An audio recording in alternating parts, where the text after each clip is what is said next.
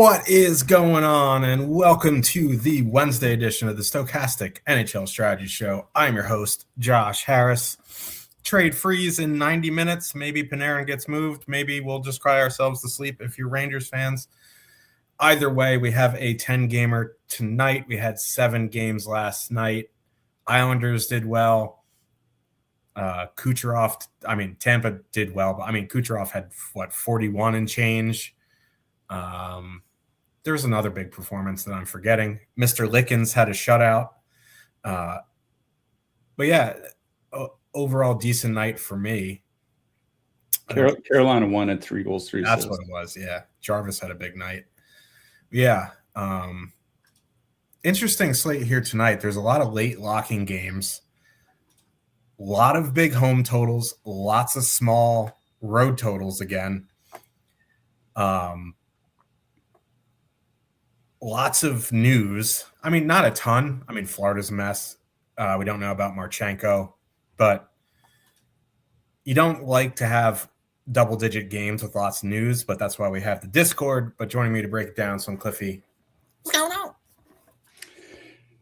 Yeah, not a whole lot. Interesting 10-gamer. Fun, I should say, quote, fun Sens game last night.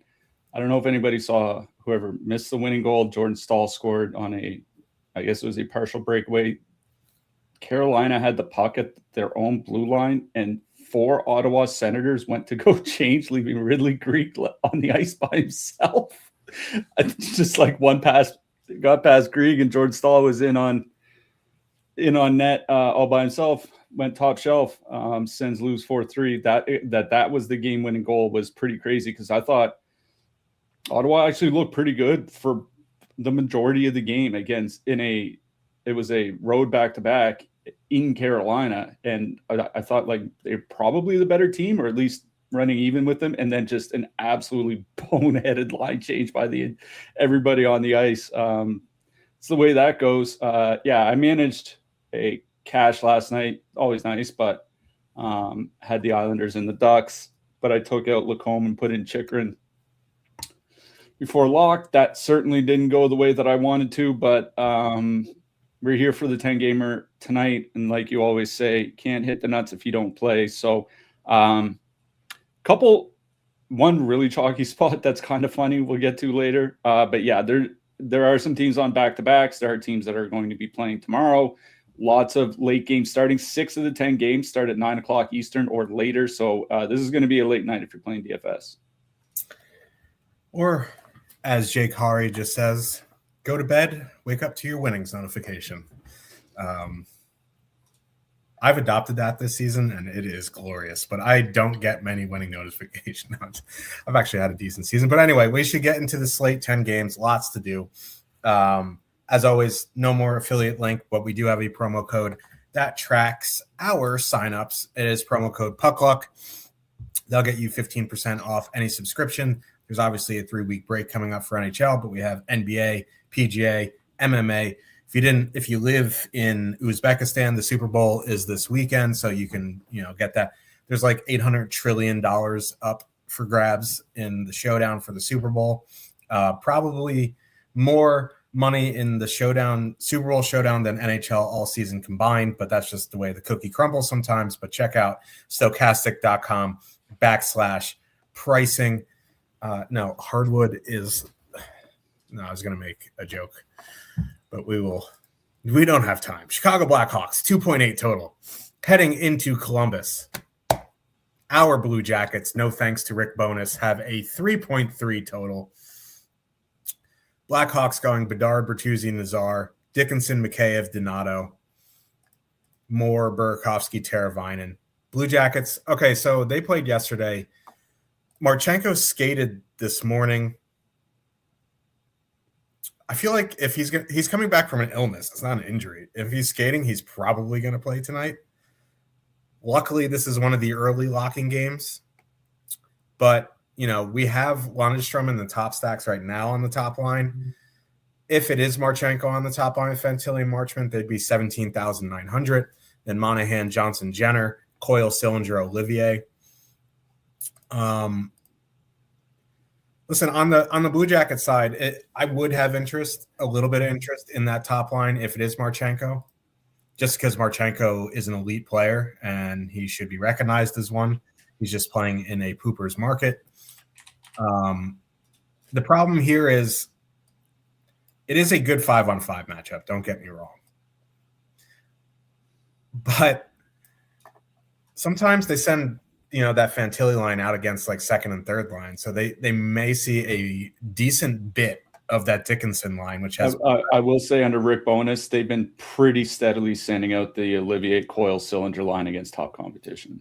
Yeah. So, Bowness is one of those boneheaded coaches who are boneheaded, but if he's not going to adjust sending out Fantilli against Dickinson until later in the game when they're getting run over.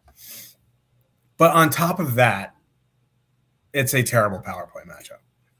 And that's the important part to me here because they are fully correlated. Not only do they have a rough 5-on-5 matchup, Chicago has a top 10, maybe top 5 penalty kill in the season. Spencer Knight is projected to start. So probably out on Columbus 1. For me, it would be the Monahan, Johnson, Jenner line again. If it is Jenner, I think it was Voronkov last night, 10,500. Listen, you can fit them in with the Colorados, the Edmontons, the Vegas power plays of the world. They're going to get bottom 6 matchups of Chicago, and that is very appealing. They have been very good. At least Monahan and Johnson have been very good together. The sample with Voronkov isn't enormous yet, but that would be the line I would go to. If you want to go to Charlie Coyle, because they will go out against Bedard, which is a good 5-on-5 matchup, I don't have issue with that either. They're 10,700. They'll see a minutes bump at home. You get Coyle on the top power play unit for whatever it's worth. But in a large sample, they have been very good. 2.8 expected goals, 4.3 actual. They're shooting, a little bit above their pay grade.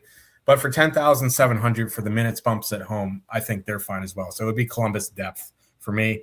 On the Chicago side, it is a very good power play matchup. So if you do want to go to that top line, I think it's okay. They're expensive, though. 17,700, 8% top 2, 5.2% projected ownership. 17,700 in that range, right? There's the Rantanen line is right there. Both Dallas lines are right there against the Blues. Right above them is Boston.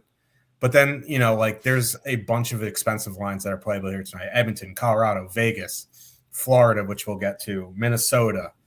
You know what I mean? So, it's kind of in no man's land unless you're going a mid-range build. I don't mind it because Bedard actually does look healthy. So I'm okay with Chicago 1 here.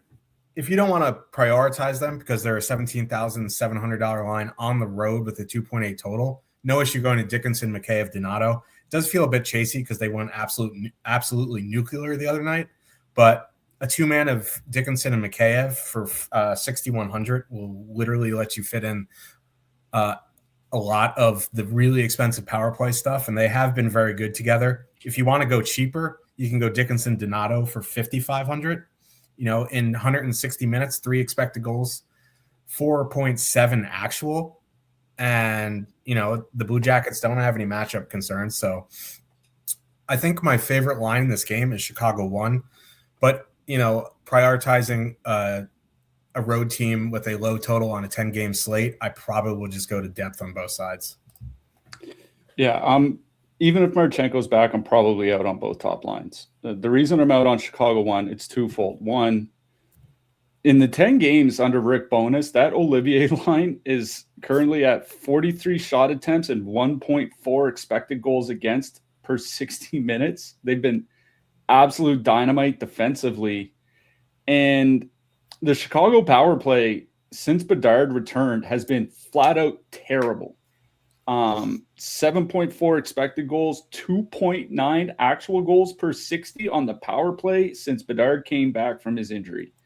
That makes last year's Philadelphia Flyers look good. Maybe maybe this is a matchup where they can turn things around, but Columbus's penalty kill started terrible, and on the season is one of the worst 8 penalty kills by goals against per minute, but it has been getting better as the season has worn on. So, like, I mean, I'm okay with playing Chicago 1. I feel like there are just other spots in that price range, like 4 to 8% owned, like right around Chicago 1, that I would rather play. So I'm out on Chicago 1. It's Chicago 2 for me. I wish I played them last game because I really liked the line in their last matchup. I just didn't have an expensive stack to put with them. I didn't need them, and it's frustrating. But that's a line that I've loved all season. As long as they have Donato on there, 3.2 expected goals for per 60, as you mentioned. They've just been generating. They've been controlling the play extremely well. Mikheyev has 13 points in his last 16 games. Might break the 20-goal barrier again this season, despite getting like second, third line minutes and no power play time. And if they're going to avoid that Olivier line, and once you get to the rest of the Jackets lines, there really aren't any matchup concerns. So for me, it's Chicago 2. On the Columbus side, I don't like Columbus 1 because Bonus is going to do that thing where he's not going to play them against Bedard. He's going to put them out against Dickinson, and it's a terrible matchup for them. And not only is it a bad matchup at 5-on-5, this is possibly the worst matchup for an opposing power play in the NHL. On the season, Chicago Blackhawks first in the league by power play goals against per minute. Since Thanksgiving, they're giving up 0.33 power play goals against per game. So 1 power play goal every 3 games over the last 9 weeks, 10 weeks. It's just a terrible power play matchup. So in that situation, I'm just out on Columbus 1. It's actually the Olivier line that I do like from Columbus because they are going to go out against Bedard. And that Olivier line, like, they were good offensively before Bonus got there. They've been good offensively, or I shouldn't say good offensively. They've been able to control the play since Bonus got there. 57 shot attempts for, 43 against per 60. Olivier and Sillinger playing around 15 minutes a game, Coyle around 18 because he's getting top power play time. They get a great matchup against Bedard. Bedard and Bertuzzi together this season, 3.4 expected goals against, 4.1 actual at 5-on-5, and Frank Nazar is not going to stabilize that defensively. I think it's a great matchup for the Coyle, Olivier, Sillinger line. They're my favorite line in this game. I also like the Dickinson line from Chicago. This is a game about the depth and not the top lines for me. Boston Bruins, 3 total. Heading into Florida, I always want to say the Flyers. The Panthers have a 3. Depends where you look, anywhere from 3.4 to 3.6. They opened at 3. It's gone way up. Let's talk about it. Bruins going Kuznetsov, Geeky, Pasternak, Minton, Arvidsson, Middlestat.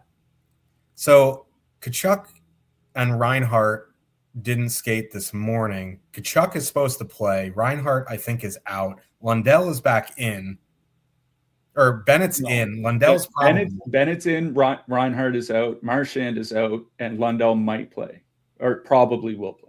Yeah, so what they ran this morning is Lundell, Verhaeghe, Bachquist, which seems like a Kachuk placeholder. And then Bennett, Lusterine, and Samaskevich. And then, the bottom 6 is just a mess. I'll just start on the Florida side since we're here. The thing is, I don't really love these 5-on-5 lines. The problem that I have is the propensity for Boston to take penalties.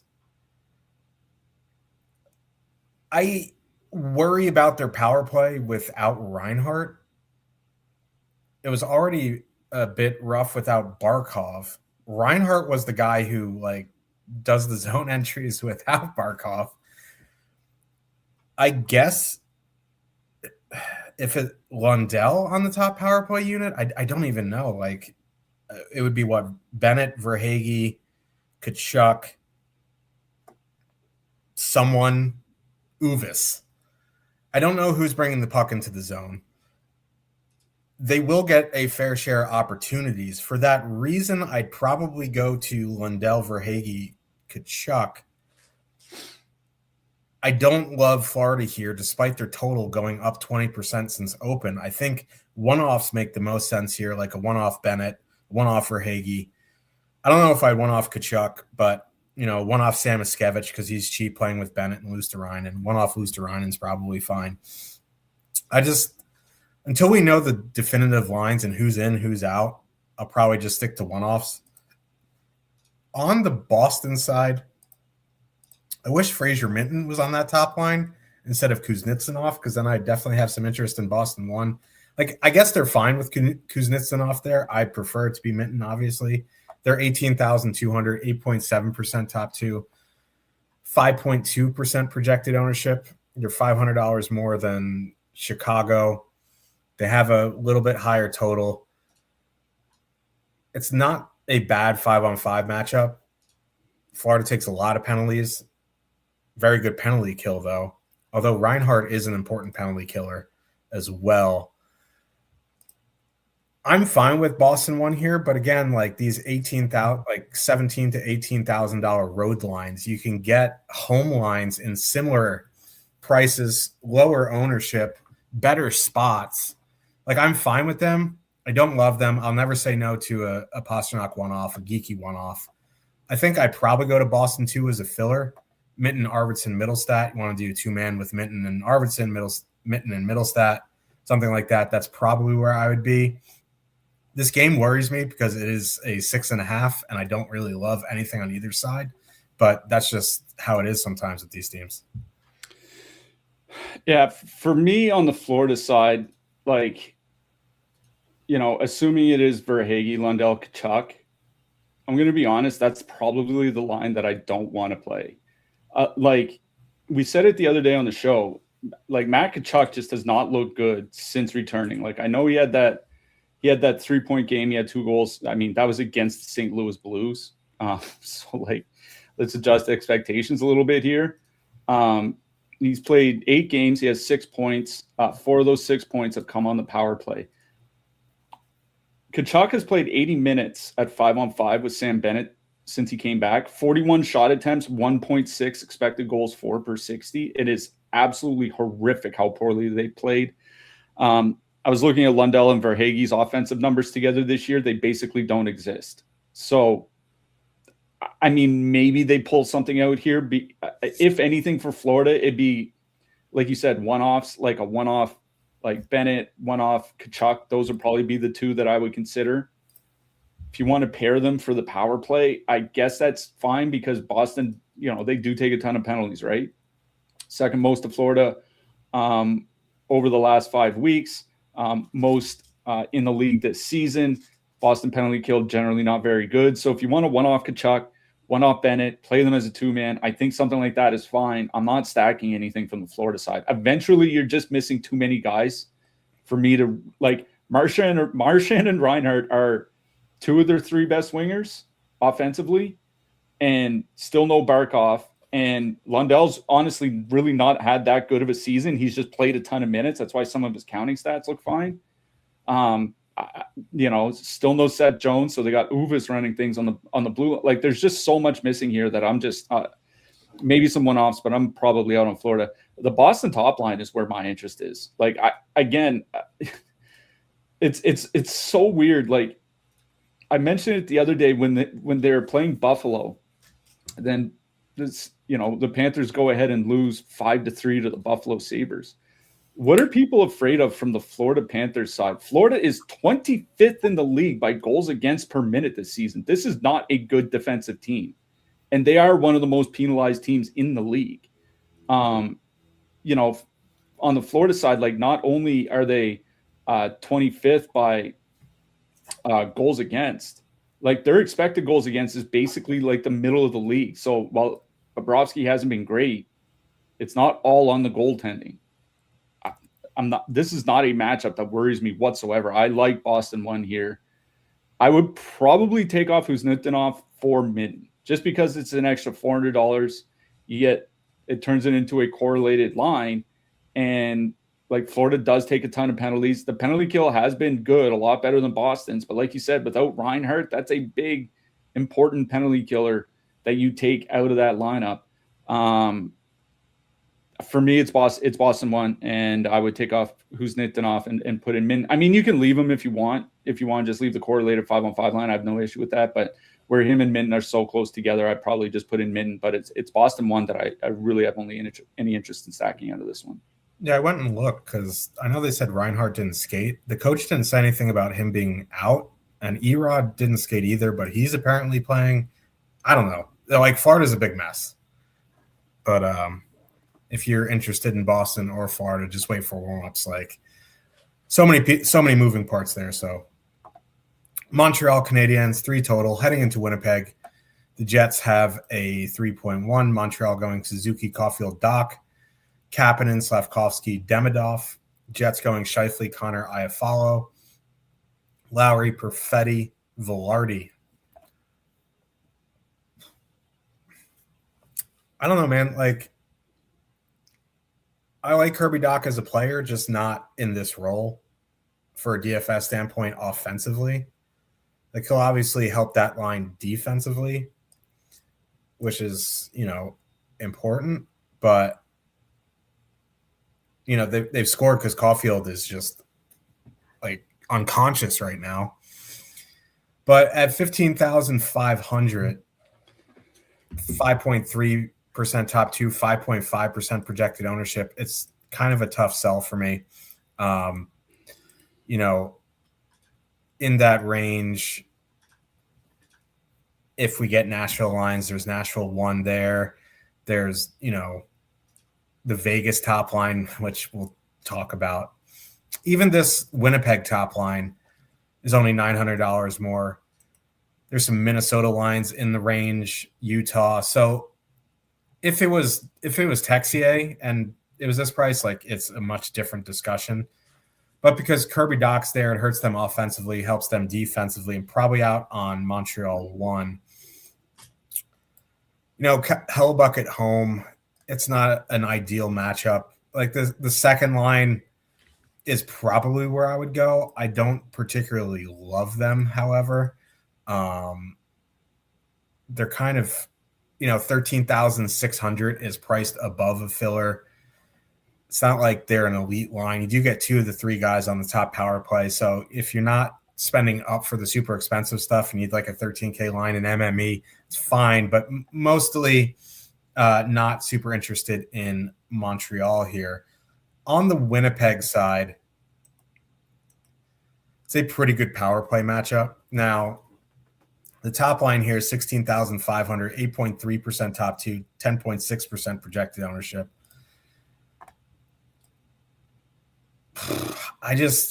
Iafallo doesn't really do anything for me up there. I'd probably take off Iafallo, add in Perfetti, add in Velarde, one or the other.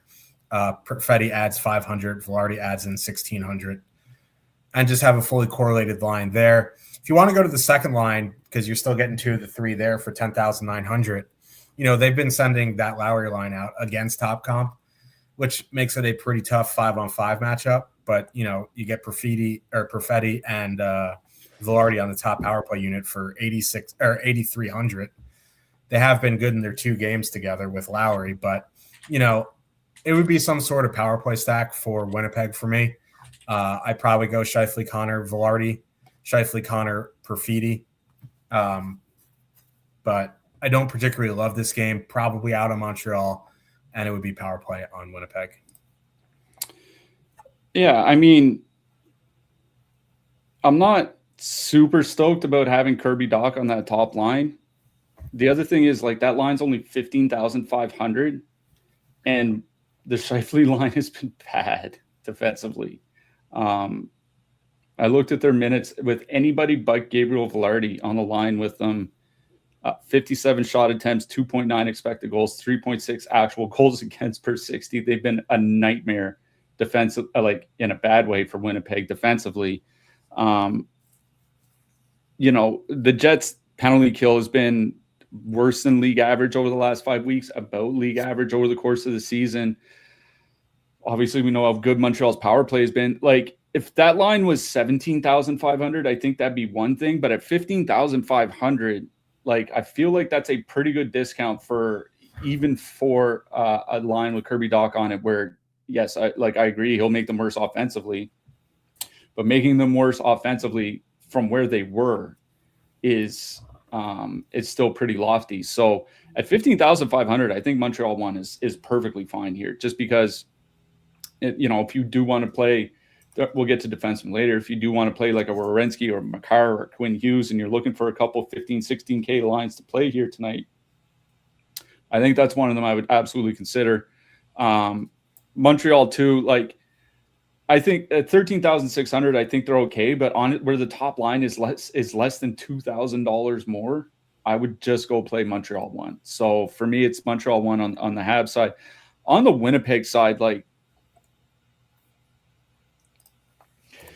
again, without Gabriel Velarde on the top line, Winnipeg top line is at 2.3 expected goals for, 2.5 actual goals for per 60 at 5-on-5. It's that's barely league average. And when you have Kyle Connor, Mark Scheifele line that is barely league average offensively, they're terrible.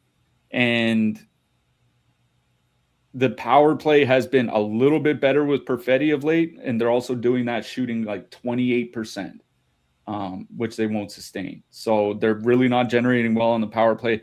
Like Montreal takes enough penalties, maybe Winnipeg can go 1 for 4 or something like that. In a nutshell, I would prefer Montreal one over Winnipeg one, considering they're coming in at half the ownership and they're $1,000 less. And they're even, you get an even bigger savings if you take off, I follow for Perfetti or I follow for Velarde. At that point, you're saving $1,500 to $3,000 at half the ownership. So I think if anything on the Winnipeg side, it's probably that second line of Velarde, Perfetti, Lowry, just because they're so cheap. You can put them in with, your Colorado stacks or your Edmonton stacks or whatever. Lowry, Perfetti so far, 57 shot attempts, 3.1 expected goals, 3.3 actual goals per 60, only 55 minutes together, because it's just been a handful of games since they got put together, but they've been pretty good.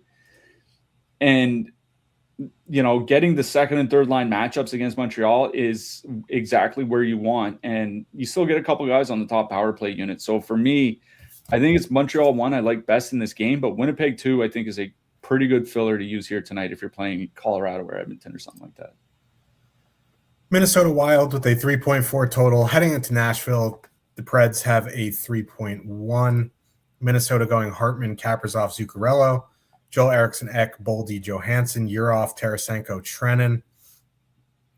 Nashville, we have no idea. They said they had a bunch of game time decisions because of illness. The game against the Blues the other night, they went full Tortorella. And you just never go full Tortorella. Yeah, they had, I was telling Josh before the show, they had 10 different 5-on-5 line combinations play at least 1 minute together. So what we have in the top stacks right now for Nashville is O'Reilly, Stamkos, Evangelista, Forsberg, Marchessault, Holla, but legitimately, we don't have a clue. They could go back to O'Reilly, Forsberg, Stamkos for all I know. Holla, Bunting, Evangelista could be a line. We just don't know. And it's kind of important because, there are iterations of the top line that are really good offensively and could be fully correlated against a really bad Minnesota penalty kill. Now, O'Reilly, Forsberg, Stamkos are kind of meh at 5-on-5. But let's be honest, it's the thing we like to do is be honest from time to time. The Hartman line, very good defensively with Zuccarello and Kaprizov. They've been better than the Eriksson Ek line. And Cliff, you mentioned it's because they play 70% of the time with Quinn Hughes? Just absolute monster minutes with Quinn Hughes. So if there's a second line that's Holla, Bunting, Evangelista, let's say at 10,800, I would have interest because they've been excellent. The problem is they're not on the top power play unit, but they will get the Eriksson Ek, Boldy, Johansson line, which is worse than league average. They'll avoid the Quinn Hughes pairing.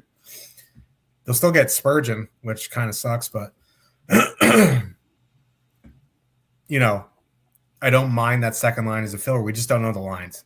So I would probably do O'Reilly, Forsberg, X if you're interested in the power play side of Nashville, either Stamkos or Marchessault, and go from there. On the Minnesota side, it's kind of important what those lines are like what Nashville's lines are for Minnesota side as well. Because if they go back to, say, O'Reilly, Forsberg, Evangelista, that line is very, very good defensively. If it's O'Reilly, Forsberg, Stamkos, that line isn't very good defensively. So I would have interest in Hartman, Kaprizov, Zuccarello, assuming Stamkos is on the top line. You know, that line with Hartman there, 3.3 expected goals for, 3.1 actual in 200 minutes. Play a ton with Quinn Hughes. So I in a nutshell, I do like Minnesota 1, regardless of the matchup, really. They are 19,100, 10.5% top 2, 3.9% projected ownership. They have good positive leverage, potentially a pretty good 5-on-5 matchup.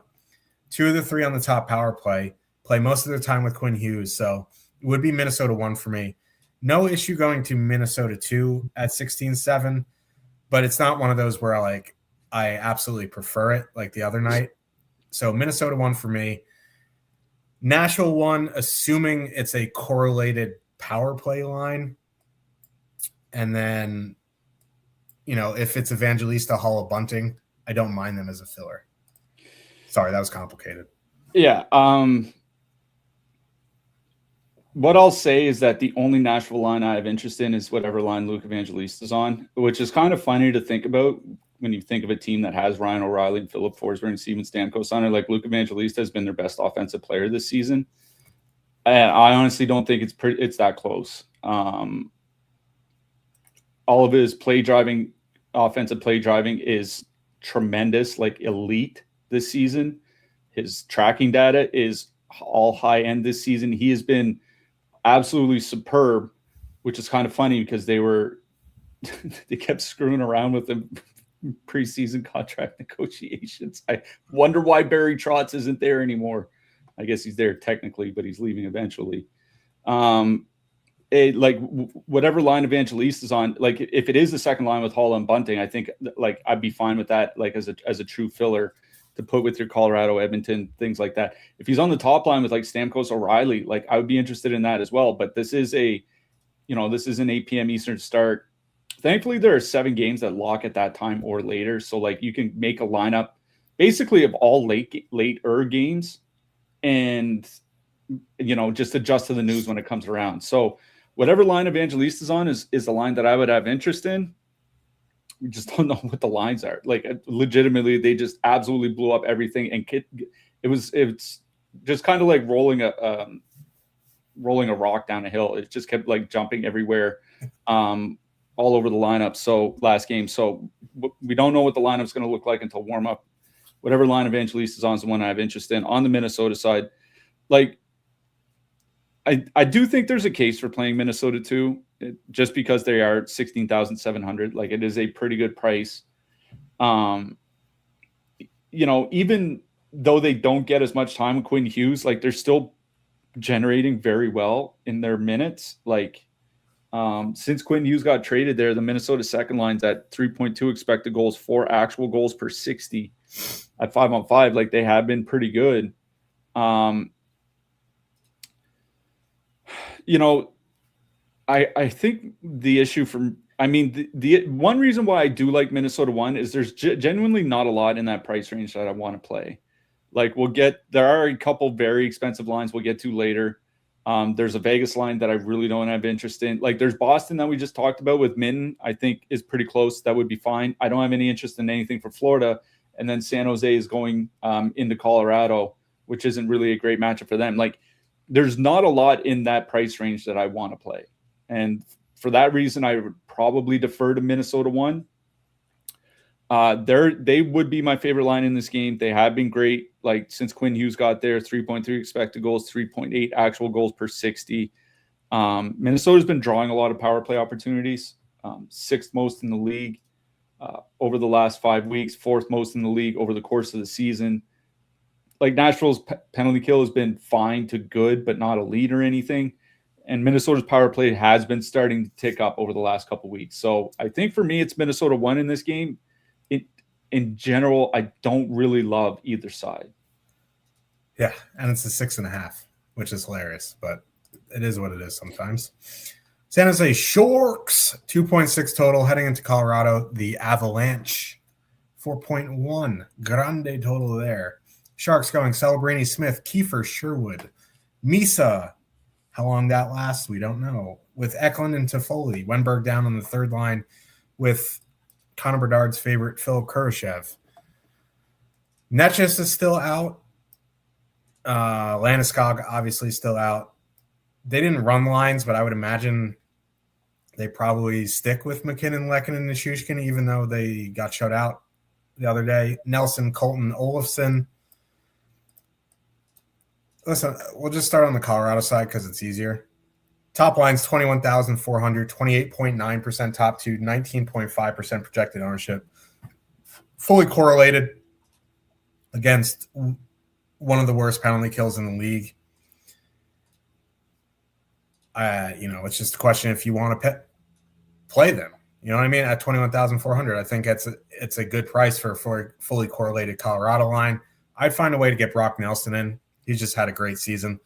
I guess you could play the second line at 14,400 against that Misa line, but like it's such a good power play matchup that I want all the power play guys possible. So, if you want to leave off Lehkonen and add in Nelson, or you just want to 4-man stack it because you probably can't fit it with Cale Makar after that, I guess that's fine. I'm fine with Colorado 1. I'd probably add in Brock Nelson to dilute some ownership there. The Sharks side, normally I would just be very much out. But the iteration of this Colorado top line, and I know Taze has only been back for 1 day, and that's definitely going to help. But McKinnon, Lehkonen, and Nichushkin just have not been good defensively. Now, Celebrini's best offensive numbers this season have been with Will Smith outside of that brief stretch with Chernyshov. Kiefer Sherwood, I know he kind of got miscast in Vancouver a little bit. He has had a very good season. He's only 3,300. Macklin Celebrini's 9,700. That line's $19K, which is a little expensive for a road line in Colorado. And that's probably what's ultimately going to keep me off them. But 8.4% top two, 2.4% projected ownership going into the McKinnon matchup, which just hasn't been good defensively. So, if I was making 20 lineups, maybe I'd have one San Jose one. But this is a Colorado power play game for me. Yeah, listen, the other couple of days ago when we had Colorado on the show, we talked about how the power play is generally better with Valeri Nichushkin on it, right? And it has been better with him on the top power play this season. The thing is better with Nichushkin is still only 8.9 goals per 60 minutes at 5-on-4, which is about league average for a top power play unit. Like the Colorado power play has been terrible this season. Nathan, there are 146 forwards in the NHL with 100 minutes of 5-on-4 power play time, 146. Nathan McKinnon is tied for 114th by on-ice goals for rate, and he's tied with Morgan Frost in Calgary. That is the level that the Colorado power play has been playing to this season. So while it's a pretty good matchup against the San Jose penalty kill, it's like, is it a good matchup for the Colorado power play, or is it a good matchup for the San Jose penalty kill? You know what I mean? Like, this Colorado power play should be better. It should be a lot better than what they are, but they've been bad for 4 months. You know what I mean? Like, at 21,400, like, I think they're playable because they're not super expensive, right? Like, this isn't $24,200 Colorado 1 or something like that. They're going to get a lot of ice time. And the 5-on-5 matchup is a great one going out against the Celebrini line, because he's an absolute wizard offensively. They're still not good defensively. They're actually pretty bad. So it is a great 5-on-5 matchup. And there are two other expensive lines that we'll get to later. One is on the road and in a bad power play matchup themselves, and the other is at home in a great matchup, and it's Vegas, but it's without Jack Eichel on the line. So, like, I guess by process of elimination, like, I guess Colorado of the 20K plus lines would be my number one line, and they are number one by top two stack. it worries me that the power play just isn't getting there. Like, I think that Nathan McKinnon one-off is absolutely fine. And his projection today is 3.5 points higher than the next closest player, which is like, his projection is over 4 points higher, DK points higher than Connor McDavid's. So, like, a one-off Nathan McKinnon, absolutely. You know, full stacking Colorado 1, I don't know, man. I'm not sold. Like, it is a great 5-on-5 matchup for them. I do worry about the power play. It's just that they get so many minutes, right? Like, for some reason, they're still playing Nathan McKinnon 24, 25 minutes a game. I guess they're very much in play, but if they're going to come in like probably 25% ownership in single entry, I might just fade them and just pray. You know what I mean? I think that's kind of where I am on Colorado. I think the second line is fine. I don't really have an issue playing Nelson, Olofsson, Colton, but they're fairly chalky for their top 2 stack. So I think my favorite things from Colorado side is just like one-off McKinnon, one-off like Ross Colton or something like that, rather than full stacking anything. The San Jose side, a little interesting here. We've been saying it for a while that the Colorado's been kind of, you know, I don't want to say falling apart defensively, but things have been getting worse defensively as the season's gone on. You know, this was arguably the best defensive team in the NHL through the first 25 games of the season or whatever. If you go back to Christmas, like, they're 9th by expected goals against per 60 at 5-on-5, which is good, but not elite, since not tops in the league anymore. 10th by actual goals against. You know, and the top line has been a little leaky defensively. I think Kiefer Sherwood, I don't know if he's going to fit in well on the Celebrini line specifically, but I think he's going to fit in pretty well on San Jose, generally speaking. 19,000 is a pretty steep, though, just because for 18,007, I can go play Boston 1 with Minton. For 19,1, I can go play Minnesota 1. So I think I'm fine playing San Jose 1. San Jose 2 is actually is what's interesting to me here, because I think, like, Michael Misa has been kind of underrated this season just because he hasn't played a ton. I think he's had I think it's 17 or 18 games, but his play driving numbers are excellent in those games. He's getting 2 very good wingers to play with in Eklund and Toffoli. Eklund and Toffoli both on the top power play unit.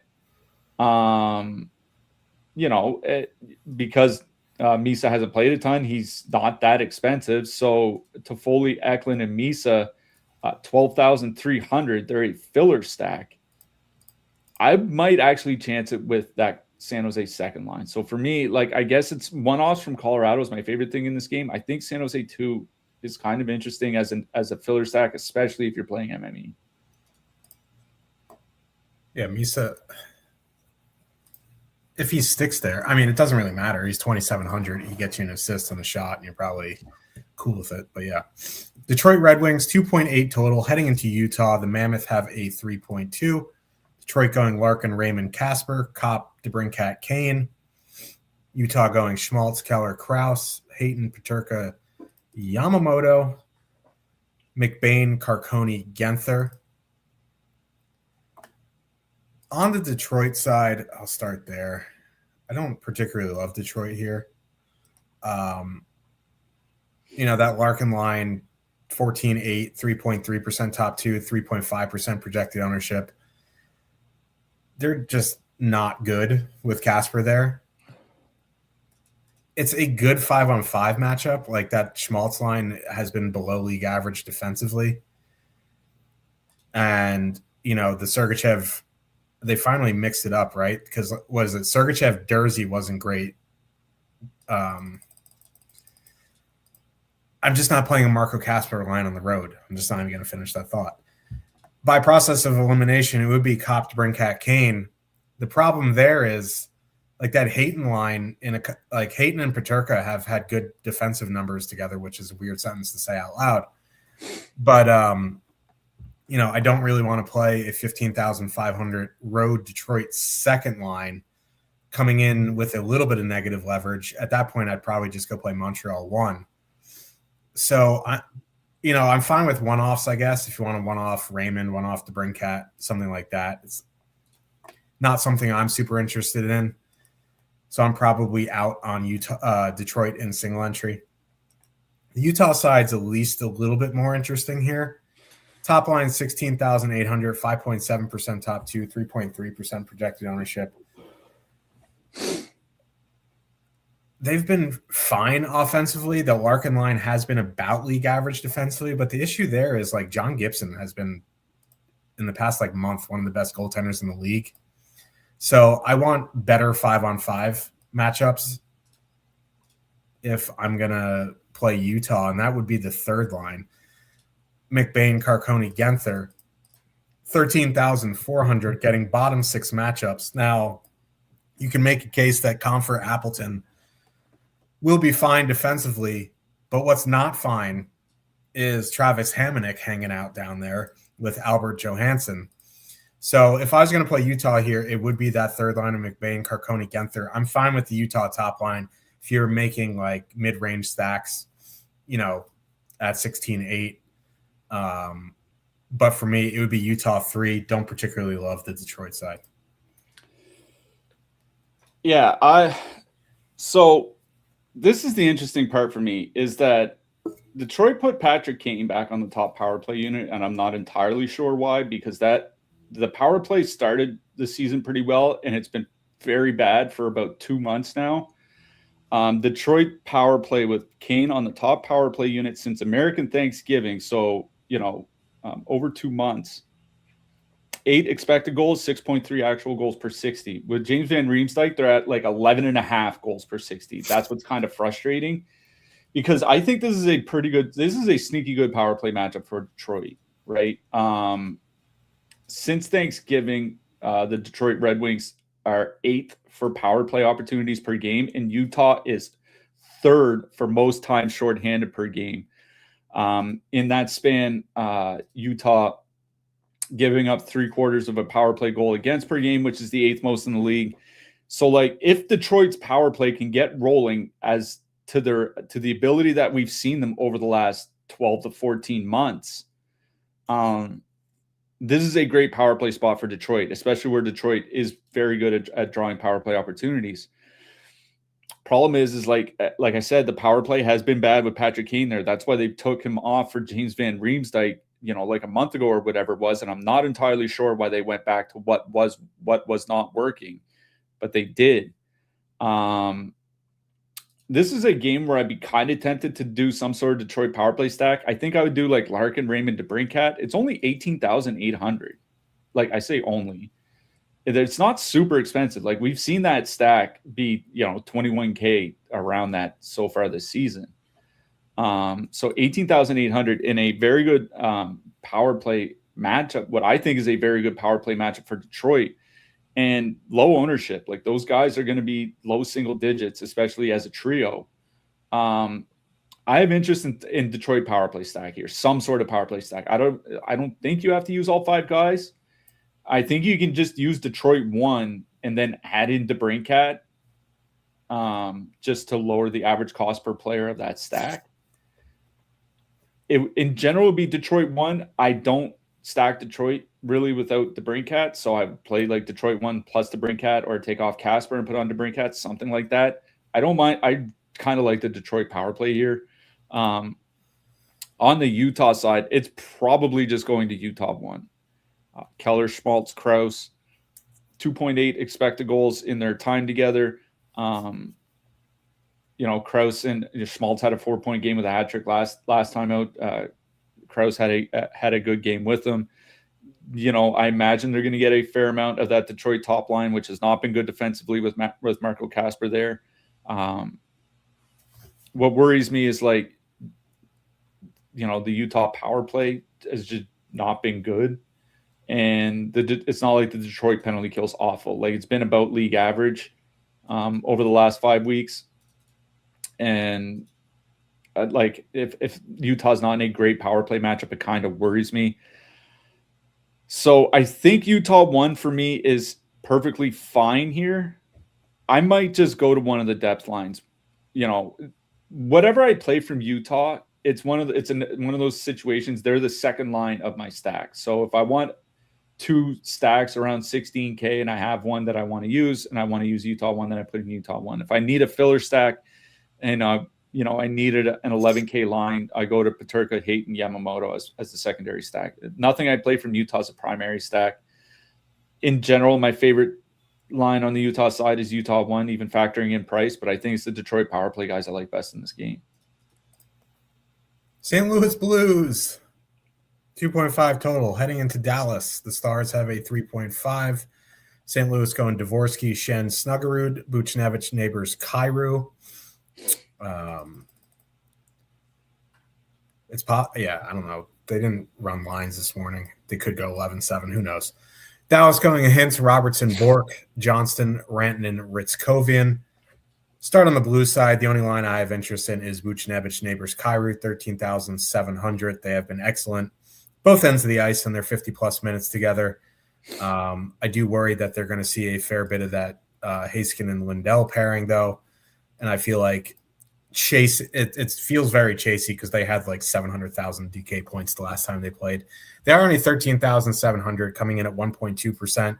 So if you want to ride that wave a little bit in MME, like, I'm cool with it. Single entry, I don't know. I think the time to get them in single entry was the other what day is today? Wednesday, was Monday. Don't have a ton of interest in Schenn, Snuggerud, Dvorsky. They haven't been awful, and they're 10,100. There's a bunch of lines from like 9K to 10.9 that are playable in MME if you're trying to do expensive stuff. Like if you're just like locking Colorado power play, for example, and you got this line in 1 of 20 or something like that, fine. But I'm definitely not running out to play the Blues here, other than the Buchnevich line, which feels chasey and is going to see a tough matchup. On the Stars side, I mean, there's 2 playable lines here. I probably would slightly defer to Hintz, Robertson, Bork at 16.8, 6.2% top 2, 5.9% projected ownership. Rantanen, Johnson, Ritzkovian, 17K even, 5.4% top 2, 4.3% projected ownership. Now, with Ritzkovian there, Johnson and Rantanen actually have been very good. It's only a 47-minute sample, but basically they were awful without Ritzkovian. I don't know if they figured something out or Ritzkovian just is the final piece of the puzzle. The Blues don't take a ton of penalties, but when they do, they can't stop them. So, if you do want to go to Johnson Rantanen, I think that's fine. If you power play stack, it gets very expensive, but it's not tremendously more expensive than a Colorado or Vegas power play stack. So I guess you could do like Johnson, Rantanen, and Robertson. It would be 22,200, which honestly isn't too bad. If the Blues took more penalties, I'd be more likely to do that. So I'd probably just stick to either of the 5-on-5 lines. And on the Blues, it's just the Buchnevich line. Yeah, I will say, like, I like the Buchnevich line, generally speaking. I hate him in this matchup. Like, going up against Lindell and Heiskanen is just a brutal matchup.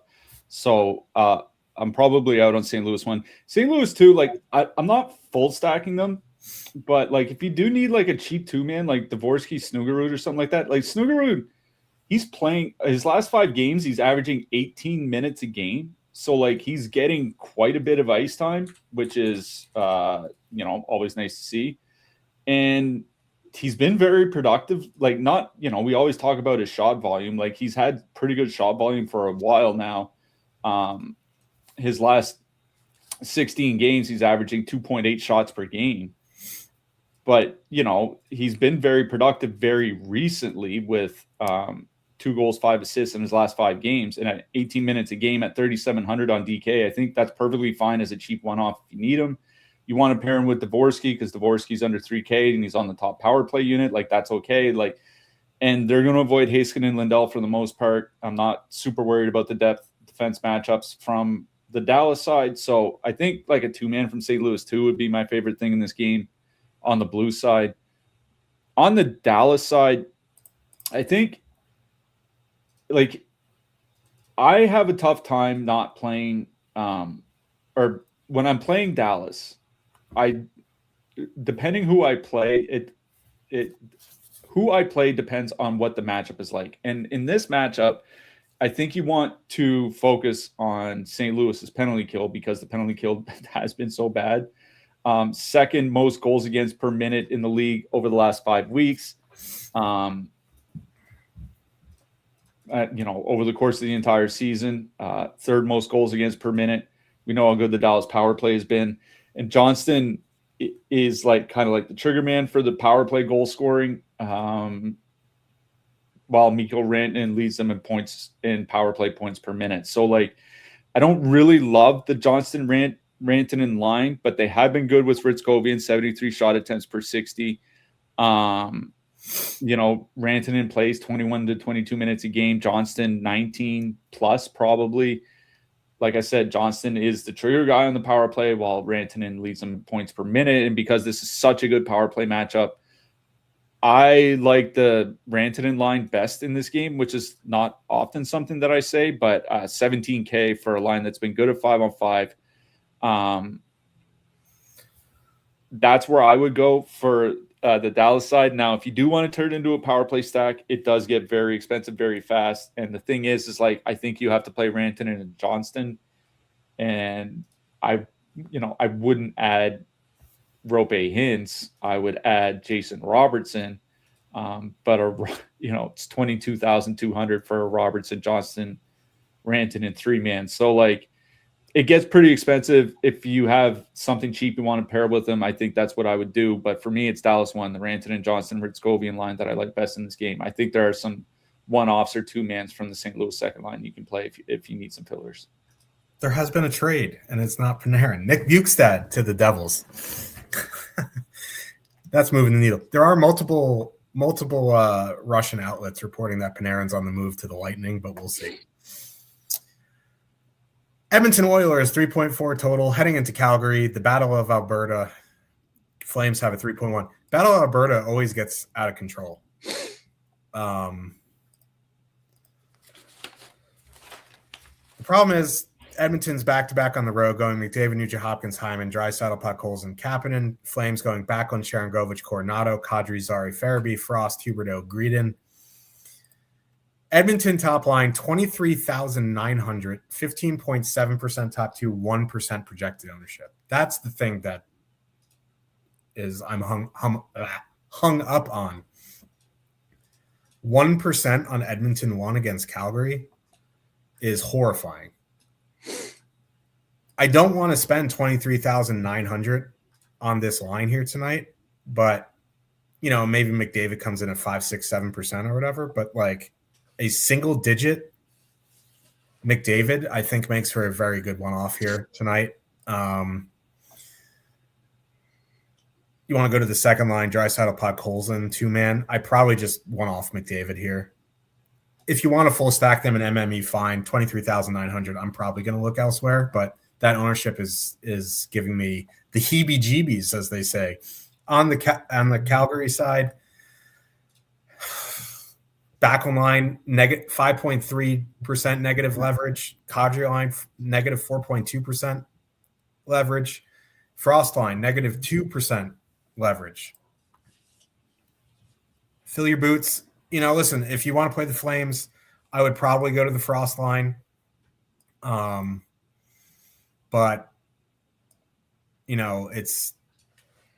I just can't play chalky, negatively leveraged Flames on a 10-game slate. I don't care if they're playing against empty net. I just can't do it. Yeah. The Calgary Flames lines are all going to be at least projected to be very chalky, and this is the lowest scoring team in the league this season. I feel like that's just that's a no for me, dog. So I'm not even considering the Flames here tonight. Question is what to do with Edmonton. Like, here's the problem: is Edmonton's power play was great up until like a month ago, and then it's been on a little bit of a slide. And Calgary's penalty kill, best in the league by goals against per minute over the last 5 weeks, better than league average over the course of the season. Of course, Edmonton can light them up at any given opportunity. The other thing I wonder is Edmonton going to change up their lines? Because, it's only back-to-back losses, but they've given up 12 goals in the last 2 games. I'm mad that, I have to think something changes a little bit. I mean, if I was 20 maxing, I would have probably one of the Edmonton top line, like 1 out of 20, just because there's going to be no ownership on them. In single entry, there are a bunch of lines with no ownership. Like the Vegas second line is at 5%. The Minnesota top line is at 4%. The Boston top line with Minton there is going to be under 5%. The San Jose top line is at 2%, and they're all, $1,000 to $4,000 cheaper. So I don't know. I have nothing against playing Edmonton back-to-back on the road against the Flames, but at that price on a 10-game slate, I'm probably just out. I think I'm just out on this game in general. Yeah, so we found the 7-6 total. Seattle Kraken, 2.4 total. Heading into Los Angeles, the Kings have a 3.1. Seattle lost to Los Patos de Anaheim last night. Don't know if they'll mix up their lines. Probably not. Beniers, McCann, Eberle, Wright, Schwartz, Kakko, Stevenson, Tolvanen, and Winterton. Kings going Kopitar, Moore, Armia, Laferriere, Perry, Kempe, Byfield, Fiala, Kuzmenko. First of all, there's just way too much ownership on the Kings here. Kempe, Laferriere, Perry, 4.9% top 2, 10.1% projected ownership. Byfield, Fiala, Kuzmenko, 12,200, 1.6% top 2, 6.7% projected ownership. I won't even mention the Kopitar line because that line has been absolute shit. I'm not playing an Alex Laferriere centered line with Corey Perry at 10% on a 10-game slate. It's just not happening. Joey DeCord's in net. He's been excellent this season. I would have interest in Byfield, Fiala, Kuzmenko, but not at 5x their top 2. So, it is a good power play matchup, and that would probably be the line I would go to, but almost 7% on that line just seems like too much for me. You want to one-off somebody on the power play, that's probably the route I would go. It's not as bad as Chalk Flames, but I'm just not playing Chalk Kings here with these lines. Just not happening. On the Seattle side, I don't know, man. I guess it would be going right back to the top line, but it's not something I'm super interested on this slate. I will say they are fully correlated. Kings take a lot of penalties. Seattle's power play is, not its strongest suit, but at 14,200, 1.6% top 2, 0.9% projected ownership. Don't hate it in 20 max or above, but this game can go eat a bag of bricks. I mean, I'm not playing Chalk Kings. Yeah. I agree with you. I would play the Fiala Kuzmenko line, if anything, just because you do get them on the power play. Seattle's penalty kill has generally been pretty bad this year. But, how good has the Los Angeles Kings power play been? You know what I mean? So I'm just not playing Chalk Kings, so I'm out on Los Angeles. Honestly, if anything, it is the Seattle side that I would have interest in, just because, the Kings penalty, for one, the Kings have been taking their fair share of penalties this season, 5th most in the league since Thanksgiving. And it's led to the 2nd most power play goals against per game since Thanksgiving on the penalty kill. So you do get Seattle 1 perfectly correlated on the top power play unit, 14,200 at 1% ownership. It's not a very good 5-on-5 matchup, but I think it's a pretty good power play matchup for them. They're just a little bit more expensive than a filler stack. So even back-to-back on the road, I do think Seattle 1 is kind of in play here. For me, it'd be more like 20 max and above or something like that. Not a game I have a lot of interest in. Yeah. What are you talking about? Imagine getting traded in New Jersey. It's the best state in the country, man. We have everything. Anyway, who doesn't have anything? Vancouver Canucks, 2.5 total, heading into Sin City. Maybe they should just stay there and put the whole franchise on red. The Golden Knights have a 3.9 total. These Canucks lines are, I don't know what I expect from Canucks lines, but at least they could maybe put together one good line, but they just refuse to do it. Pettersson, Kane, O'Connor, Kampf, DeBrusk, Carlson, Beluga, Ogren, Garland. Vegas going Eichel, Barbashev, Holtz, Marner, Dorofeyev, Stone, Hurdle, Smith, Kolasar. I'll be quick on Vancouver. I'm out. I guess like a one-off Carlson at 3,300 top power play, but like Vegas just doesn't take penalties. I'd rather play Snuggerud for $400 more. There you go. I was just, searching for answers. Vancouver, adios, amigo. Vegas is complicated because it's an excellent power play matchup. And the second line is fully correlated. And they're 20,500. But I'm not stacking the Vegas power play without Jack Eichel. What I think, I've had time to think about it. I think what I would do is leave off Marner and add in Eichel and make it 23,500 if you don't want to just go Vegas 2 and add in Eichel, because then you're looking at 29,900 and you might have to play like Haas or like Frostback. I guess you could add it. I guess you could just Josh stack and go like Vegas 2 plus Eichel and Holtz, because Holtz is min price. And then add in a cheap blue liner or something like Lozon. Like that's a route. But like what concerns me is Holtz being on the top line. He like takes a bad penalty or something, and then he ends up in the press box in between periods, because I don't know what the deal is with Holtz, but everyone hates him. But that's probably the route I would go. There's no way I'm power play stacking without Eichel. I don't care how good of a matchup it is at 5-on-5. If I had to go a 3-man power play stack, it would be Eichel, Stone, Dorofeyev. I'd try to make it work with at least 4 of them. Add in Holtz for super cheap, or I guess Lozon isn't even on the top pair anymore. He's with Shea Theodore, but he's only 2,700. You can make it a little bit cheaper. It's an unbelievable power play matchup. I just can't do it without Eichel, and these lines and prices make it increasingly difficult to get a comfortable power play stack. Here's something interesting. Do you know Jack Eichel doesn't have a goal yet at 5-on-4 this season? That's a strange stat. He has 21 assists at 5-on-4 this season, which is one fewer than Thomas Hertl and Mark Stone combined, but he has 0 goals. The other thing that stood out to me was looking through the projections. Thomas Hertl has the 3rd highest projection of any Vegas skater here tonight, and he's projected at 6.3% ownership. I'm wondering if you just bypass the second line entirely and do like an Eichel Hertl 2-man. Could do that for sure. Or add in one of the wingers, and go across 3 lines. Do like Eichel Hertl Stone, or Eichel Hertl Dorofeyev, or something like that. Stone does have the higher projection than Dorofeyev, but Dorofeyev has the higher point per dollar value projection, just because he's so much cheaper.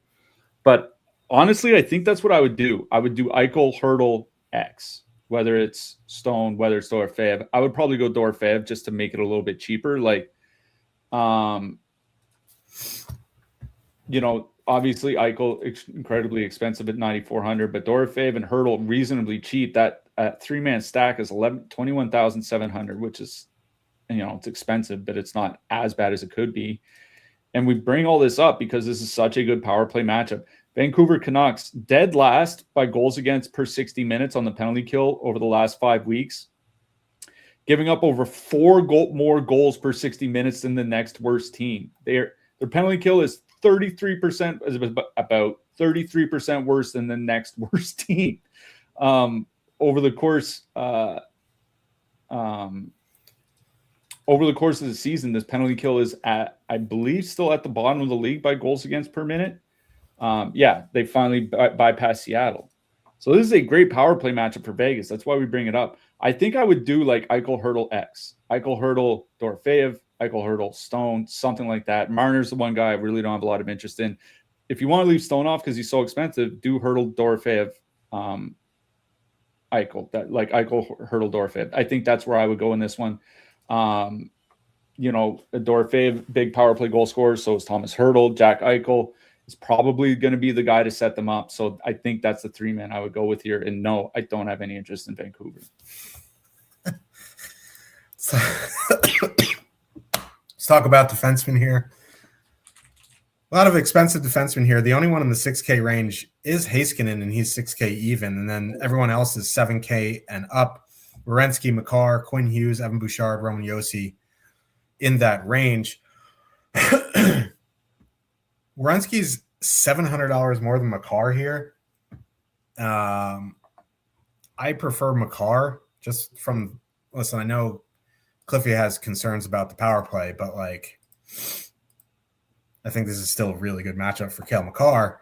I'd probably go Makar 1, Werenski 2 just for the $700 savings. I would imagine that Werenski is still projected higher just because of the season he's having. After that, I guess Josi. I worry about – I think like Jake just loves boosting his projection just because Josi has beautiful eyes and a jaw structure just like Jake. I think that's the issue. But he is the lowest of the 7K guys between Hughes, Bouchard, and Josi. There really isn't like a distinguishable matchup differential. I don't know what I'm saying. You know what I mean.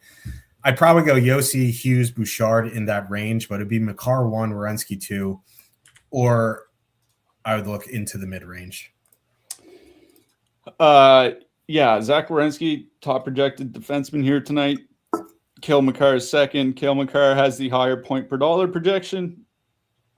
So he's first on the list. Werenski would be number 2. I think Miro Heiskanen at 6K is kind of interesting. Like his point per dollar projection isn't that bad. Like it's basically between Bouchard and Werenski. And it is a great power play matchup for Dallas. So I think Heiskanen at 6K, like if you make your lineup and you have, 6,200 left for one defenseman, I think Heiskanen is perfectly fine to put in. 4 to 6K, Mackenzie Weegar, running the top power play for Calgary, whatever that's worth, but he's good for peripherals. He's got the number 1 projection for any defenseman between 4 and 6K. Number 2 behind him is Charlie McAvoy. I think Moritz Seider is perfectly fine. Cedar, sorry, at 5,800 because I think it is a good power play matchup for Utah. And if you don't want a power play stack Detroit or whatever, I think just putting in Cedar is just fine. Josh Morrissey is in a very good matchup against Montreal. So while I don't really like the Winnipeg top line here, I do think just one-offing Morrissey at 5,400 is okay. Under 5K, Brant Clark has a very high projection. I don't think that's a surprise at home against Seattle. Thomas Harley at 4,900 against St. Louis. Noah Hannafin at 4K is pretty interesting. Like, he doesn't get power play time, but this is the Vancouver Canucks. I don't think it does matter, but it's not like a huge deal for Hannafin. His point per $1,000 projection sits at 2.0. So I think Hannafin at 4K is perfectly fine. Under 4K,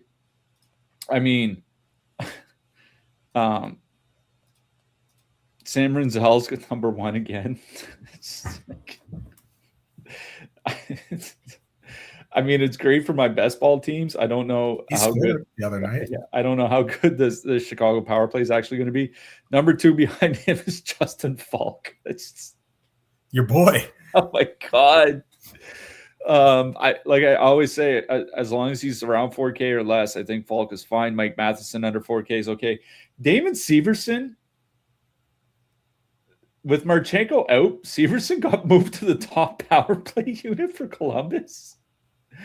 I I assume Marchenko's going to play. If he doesn't, I guess Severson could be fine. Ekholm's got a strong projection for Edmonton.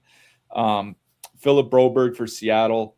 He's starting to come alive. He's a guy that I think is due for a lot of positive regression over his next 25 plus games. Under 3K, Dylan Sandberg, strong projection for Winnipeg. Kevin Ball, he's been playing like 24 minutes a game lately for Calgary. I mean, I don't think he's going to be a huge offensive producer, but 24 minutes a game for Calgary is still something. Jeremy Lauzon for Vegas. Anybody against Vancouver is always in play. And I'll mention Zane Parekh for Calgary. He played his first game the other night for the Flames. Played 20 minutes. Not that I give him a run. Yeah, not that I particularly love Calgary, but he's Stoneman price, 20 minutes. I think that's doable for Parekh. Let's talk about these goalies. Toad gets mad when I talk shit about goalies, so fuck goalies, man. I hate goalies worse than starter pitching too in MLB. The top range sucks. I hate it. I guess if I had to play someone in the top range, as if the King starter, assuming it's Kemper, that would be my guy.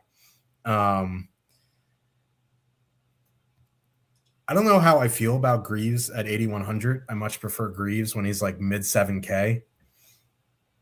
I'd probably go Greaves and then Schmid just because the Canucks are pitiful. But Schmid feels more like a cash play. Kemper feels more like a GPP play. In the mid-range, Hellebuck at 7,800, it's fine. Anytime he's under 8K, it's worth a stab here. Gustafson, 7,800 as well.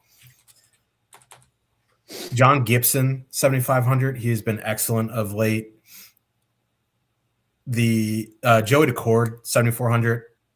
The Kings have issues scoring. Spencer Knight, 7,300.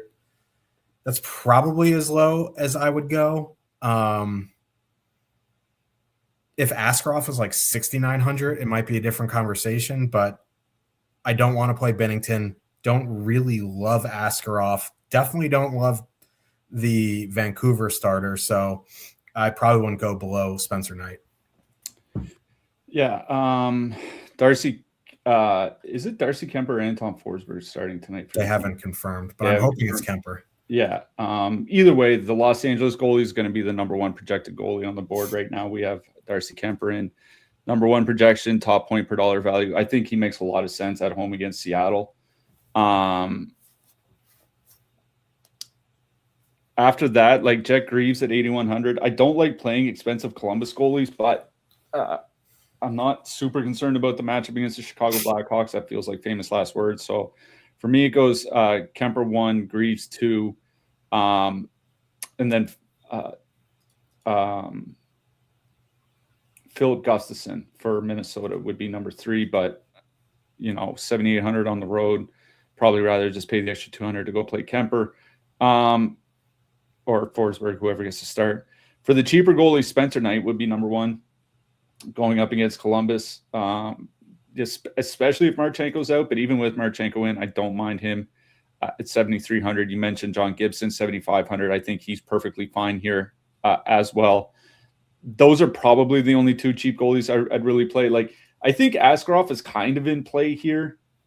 Like, Colorado's just been on a pretty good slide for like the last 3 weeks or whatever. Maybe they're just kind of coasting into the Olympic break or something like that. I would probably just rather find the extra $200 to go play Spencer Knight, but I think Askarov is in play. If all you have is if you make your lineup and you have 7,100 left, I guess that's okay. I would really try to find the extra 200 for Spencer Knight. Yeah, I mean, the Blues got a 4th round pick and Thomas Bordelot for Nick Bjugstad. I mean, that's an interesting gamble. Bordelot hasn't really done anything, but he is a name. We will be back tomorrow for the last show before the Olympic break. We'll have 19 and a half days off after that. But who is counting? Who are you liking for your hat trick pick? I'm going with a guy that I've been a pretty big fan of since he was in Tampa Bay, and I'm going to go with Ross Colton. Ross the boss.